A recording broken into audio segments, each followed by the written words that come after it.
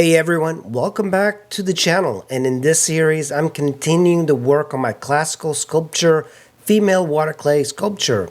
And this week I am finally putting it all together, bringing the pieces into harmony and refining some of the details. If you've been following me along, you've seen the process of shaping, adjusting, and perfecting each element. Now it's time to take it to the next stage. I hope you join me in this journey as we push towards the final form. So let's get started. One of the things I keep doing is readjusting. One thing that I tend to do is I keep adding clay until it's too big.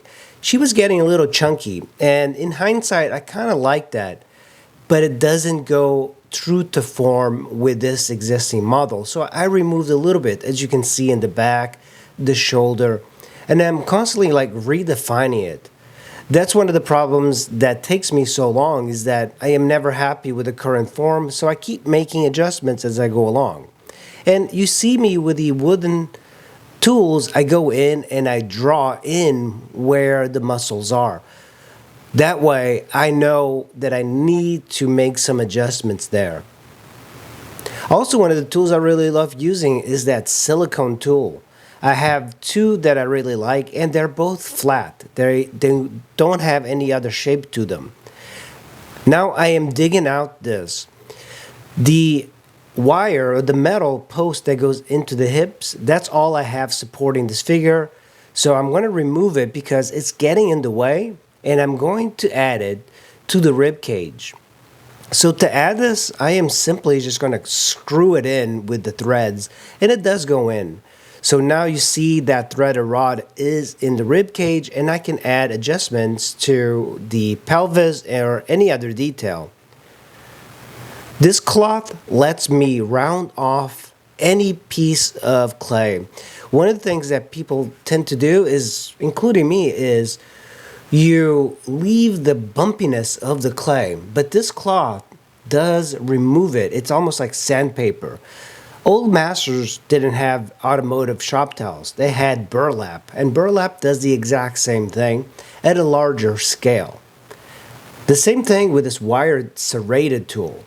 It blends the muscle groups together. So if you have two muscle groups coming together and you don't want them to be sharp, you use it and it essentially just blends. It's like a brush.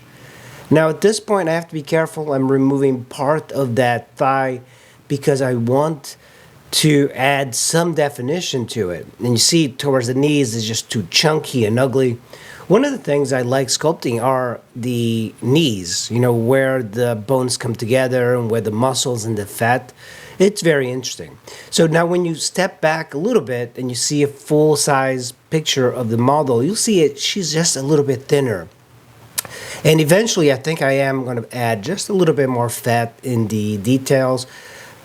I think it gives it a little bit more of a human look rather than a Greek sculpture. I like the more realistic part of sculpture. So this is the definition of the gastrocnemius, and where the thigh is, and the vastus medialis. And there's just so much happening here that it takes a lot of time to do.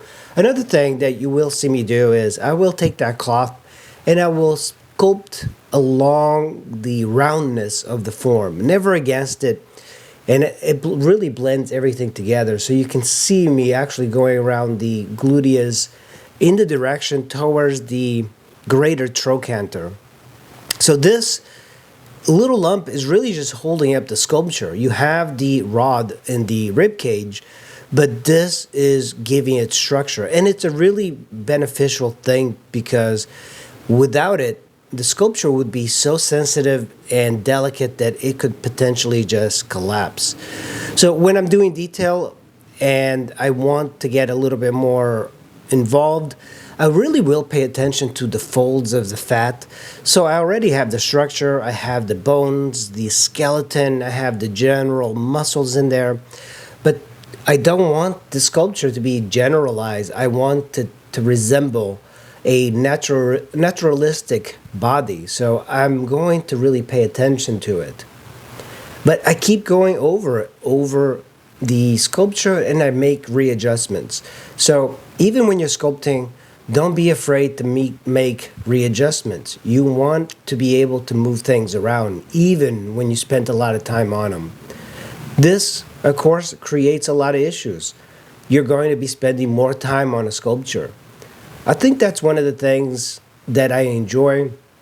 In the past, I would throw one of these sculptures out. I would do it in a day. But nowadays, I'm like, what's the point of rushing?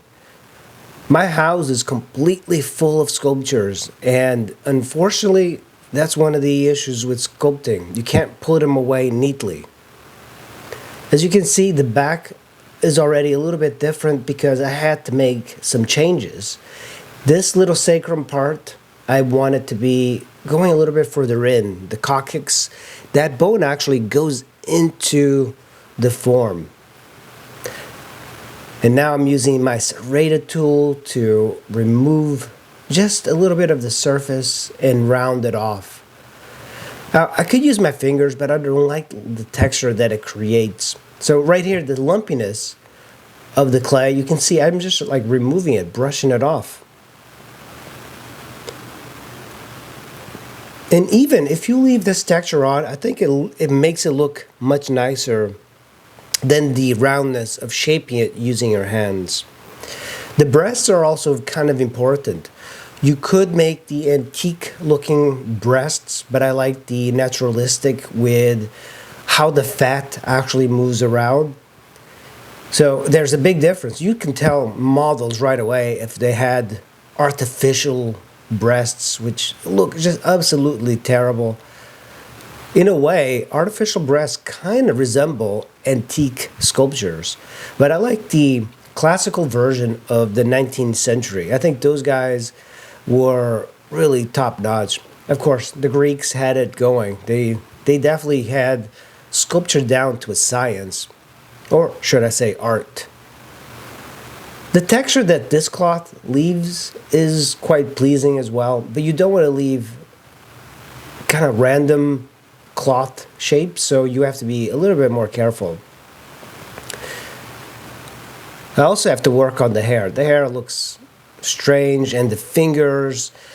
One thing to note as well is that don't get caught up doing a lot of details in the hands. Just make a general indication of the fingers. Everything just has to be in the right shape. Your eyes kind of feel everything in. And also, when you're doing sculptures, don't get carried away with doing incredible detail all over your sculpture. Try to have some sections that have less detail.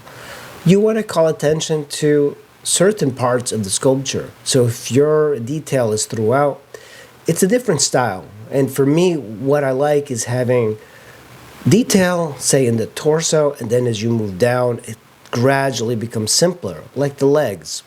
So here you see me removing a little bit of the clay, but I will be adding more.